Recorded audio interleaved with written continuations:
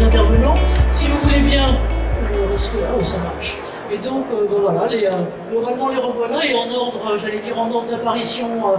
successive. L'idée, je dirais, à chacun, dans cet univers qui est le leur, qui est le nôtre, puisque en gros, ce qu'en commun, j'allais dire, c'est vos activités, c'est d'être continuellement en interface avec le public. Que ce soit le public consommateur, que ce soit le public utilisateur de transport, que ce soit le public qui, n'importe où, que ce soit sur la voie publique ou ailleurs, peut y avoir des soucis. Ce sont des métiers d'interface publique qui sont des métiers croissants et qui sont particulièrement exposés là-dessus, c'est ce qu'on verra de ce côté-là. Alors, deux mots sur nous, sur le cercle qui on est. Donc, ce que je voulais dire, c'est qu'on l'a monté, donc ça fait maintenant un certain temps, comme dirait Galou, ça fait un peu plus de 15 ans globalement là maintenant, et c'est une forme de think tank doutant, c'est-à-dire qu'on ne réunit pas que les experts, on essaie de réunir surtout encore une fois des entreprises et des acteurs qui sont confrontés à des problèmes divers de sécurité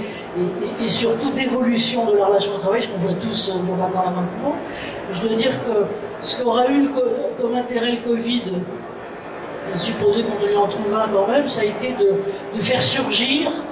alors qu'on était souvent auprès du plafond de verre en train de faire toc-toc pour essayer de faire comprendre finalement l'importance des enjeux de santé, que ce soit avec les CODIR et plus encore les COMEX. Je veux dire que là maintenant, plus personne ne doute que la santé globale au travail, alors je ne vais pas dire qu'ils agit que tout le monde agit, mais en tout cas que c'est une question qui est là. Et donc voilà, et donc nous, nos axes, c'est ça, c'est la santé globale. Je dirais que depuis le début, avec le président était très attaché au truc qu'on n'avait pas fait pour la santé, au travail de la santé, travail, c'est-à-dire qu'on a ce qu'on voyait depuis longtemps et les choses ont vraiment basculé, je dirais, depuis peut-être 5-6 ans maintenant, dans les mentalités même des RH et autres, c'est qu'ils ont compris que les attentes des salariés, des travaillants ne sont plus que c'est très important bien sûr, que la santé au sens réglementaire des impacts de la santé des maladies professionnelles. Et ça c'est l'un des trucs qui nous motive avec nos partenaires. Et puis ce qu'on regarde aussi, c'est tout ce qui bouge, à la fois dans les tendances, mais aussi dans les innovations, qui sont les innovations tech ou les innovations sociétales qui sont en train de faire basculer les choses de façon tout à fait importante. Et puis la petite bande que vous voyez en dessous, je dirais que c'est nos partenaires, on essaye de regarder avec bien sûr des partenaires publics ou des établissements d'enseignement pour dire des histoires là encore, c'est parce que moi je suis un peu au milieu de la mission universitaire, donc on travaille avec le CNAM, le CNAM de Paris là, avec l'ESSEC et avec d'autres écoles, avec d'autres des CHU notamment, mais aussi l'INSERM, l'INRS et d'autres. Et on a deux actions. Ce qui est en vert que vous voyez en dessous, ce qu'on appelle en rayonnement, c'est-à-dire qu'on organise soit seul avec Expo Protection, merci, mais aussi donc, lui, avec, de temps en temps avec l'ESSEC, avec le CNAM, avec la chaire santé intégrative du CNAM, avec le chaire management de la santé du CNAM, avec aussi Stanford, des manifestations. Et puis tous les mois, en interne, on réunit, alors on parle toujours des entreprises, mais finalement ce sont les personnes qui sont importantes aussi, et qui sont, je veux dire, tous faits. Ce ne sont pas que les spécialistes de santé, ce ne sont pas que les médecins coordonnateurs, c'est vraiment aussi les RH et autres qui sont intéressés par l'ensemble. Et on développe donc ce qu'on appelle ces UX Forums. Encore une fois, l'idée c'est les pieds dans la DS, sur le terrain, qu'est-ce qui se passe, comment ça se développe, aussi bien sur des innovations technologiques, par exemple, on en est, on a commencé il y a 3-4 ans à renifler ce que pouvait être l'impact de l'utilisation des exosquelettes. Et donc, au début, on nous prenait un peu pour des fous. Maintenant, on est dans notre 13e UX Forum là-dessus, on se rend bien compte, parce qu'en plus, les équipements, vous en avez sans doute ici, les équipements évoluent, s'allègent, deviennent moins contraignants, intègrent les vêtements et autres. On en a fait d'autres aussi sur l'IoT, donc l'Internet des objets, tout ce qui est capteurs, les systèmes de computer vision, et qui sont en ergonomie extrêmement utiles pour faire évoluer les choses. Et sur cette partie d'enjeux sociétaux, la violence est l'une de nos questions qu'on a rencontré, si je peux me permettre avec vous il y a des années, et au cours en fait, c'était en plein Covid, on a commencé à organiser notre premier UX Forum violence et résilience dans un milieu dont on ne parlera pas aujourd'hui, qui est quand même extrêmement soumis à ça, et qui est les établissements de soins et les établissements de santé, qui sont, j'allais dire par essence, presque les premiers là-dessus. Donc ça, c'était le premier. Et le second, eh c'était, alors on était à mi-Covid, on était à Lille, et on était tous en bandit masqué avec une place entre chacun, et déjà à regarder ces questions-là qui bougent, et qui bougent beaucoup. Donc notre objectif là, c'est de permettre encore une fois d'anticiper, de prévenir et de faire face. Et ce qui est important là-dessus, c'est qu'on est dans tous les risques. C'est un risque sociétal, c'est un risque citoyen, j'allais dire, pour la communauté, les collectivités territoriales, mais c'est aussi un risque professionnel qui maintenant, et d'ailleurs depuis un petit moment, est aussi à inclure dans les documents uniques, les évaluations des risques, mais aussi dans les pratiques de pilotage des systèmes anti-risques. Et alors, lui, souvent, on parle d'incivilité, j'allais dire qu'il est un terme un peu neutre ou voilà, pas trop excitant pour parler de choses qui sont vraiment bien sur le vandalisme, et de ce côté-là, alors j'ai repris le tampon qui nous unit tous, qui est celui de la sûreté, mais aussi celui de ce que sont les autres fonctions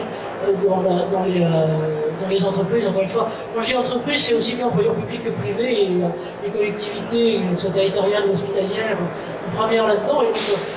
les premiers concernés, il y a bien sûr les managers de site, les opérationnels, mais aussi toutes les autres fonctions, la sécurité, les RH, la santé, qualité de vie, et les instances représentatives du personnel. Et puis il y a de plus en plus, alors moi c'est une de mes vieilles marottes là-dedans, c'est la RSE, qui de ce côté-là, j'allais dire à titre de responsabilité sociétale, devrait, et alors je pense que quand même, Serge, chez vous, oui, puisque je vous ai rencontré via votre directrice de l'évaluation de la RSE aussi, mais c'est aussi quelque chose qui non seulement sur l'image et le pilotage de l'ensemble de l'entreprise est un élément important, mais compte aussi sur sa responsabilité là-dessus. Et puis, bien sûr, les choses qui sont en lien, et ce sera les questions qu'on vous posera, c'est bien sûr comment est-ce qu'on participe à l'établissement, mais aussi au pilotage, parce qu'il ne suffit pas d'établir un document. Bon, un document c'est sympa, mais la mise en œuvre c'est quand même mieux. Avec aussi, et on sait que c'est la violence environnante, mais ça peut être le sentiment d'insécurité humaine, est premier parmi les risques psychosociaux qu'on va faire. Tout ça étant dans l'entreprise, mais aussi avec l'interface externe. Alors, on en a un exemple là, mais il y a aussi tous les autres, et tout ce qui est finalement la continuité des préoccupations, de ce type de préoccupations de sécurité qui est aussi premier de ce côté-là. Ce que je vois que certains qui prennent des photos, merci, c'est sympa, mais on vous mettra sur le site le support, et donc notamment les extraits de presse, pour les choses pour préparer ça. Je ne sais pas s'ils ont fait ouf, parce que je n'ai pas pu leur tomber sur le pied, étant donné que c'était en électronique, mais c'était quand même 160 pages d'actualité sur le sujet en ce moment. C'est des choses qui sont tout à fait importantes. Et donc là, je vous ai pris ça du Canada, qui souvent est très en avance et très pragmatique sur ces questions et qui classe d'un certain côté ce que sont les secteurs professionnels les plus exposés. Donc en premier, on n'en parlera pas, pardon, mais c'est essentiel, ce sont les travailleurs des secteurs de la santé. Et c'est pour ça qu'on l'avait fait il y a un peu plus d'un an, il y a 2 ans, notre premier UX Forum là-dessus, c'est qu'ils n'en pouvaient plus, et d'avoir en plus la violence, en plus, je dirais, de la charge de travail et de la charge mentale de l'équipe. L'autre chose aussi, alors pareil, en France, c'est pas mis tellement sous les feux de la rampe, c'est les questions d'éducation, d'enseignement. Et donc, la violence à laquelle peuvent être confrontés non seulement les personnels, mais les élèves eux-mêmes, le monde de l'enseignement est un truc important. Ça aussi, on l'a fait en mars dernier, quelque chose là-dessus, avec mobilisant notamment d'ailleurs le SGEN, enfin, le syndicat d'éducation nationale, pour regarder dans la chaîne des intervenants ce qui se passe. Et puis voilà, en gros, les autres. Alors, grand débat, je vais passer vite là-dessus, mais vous l'aurez encore une fois, sinon quand vous aurez tiré sur le site, c'est, voilà, est-ce qu'on est dans un débat de perception, de sentiment d'insécurité et autres, et donc là, il y a à boire et à manger, vous verrez, donc, vie publique qui nous dit le sentiment d'insécurité est resté stable depuis 2010. L'IFOP qui fait régulièrement, donc là c'est un sondage du mois d'août, mais qui fait, j'allais dire tous les 6 mois, un point là-dessus et qui nous dit 69% des Français estime que la délinquance a augmenté. Bon, les choses sont vraiment diverses à voir, mais ce qui est important, c'est quand même les données chiffrées. Je vous en mets là quelques-unes. Alors, l'INSEE, je vais dire malheureusement souvent, comme les données publiques, on a les données 2018, donc mais quand même, en gros, on a sur une année 647 000 personnes qui ont été victimes de violences hors ménage, c'est-à-dire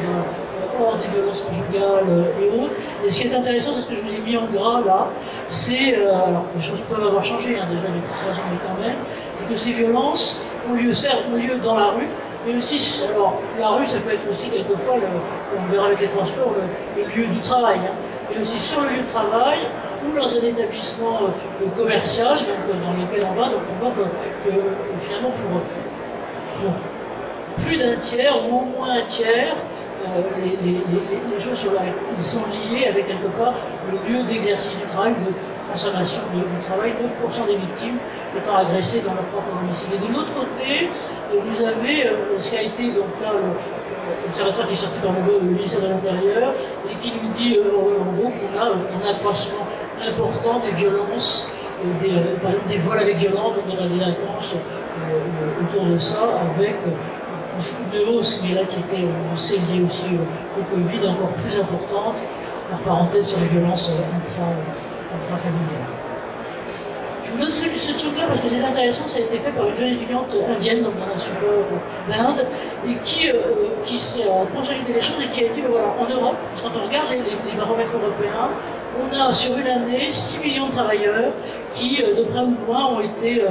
confrontés ou agressés à une violence externe. Et si on inclut là-dedans les violences verbales, donc les insultes et autres noms d'oiseaux un peu plus forts, donc on peut être gratifié, c'est 30 millions.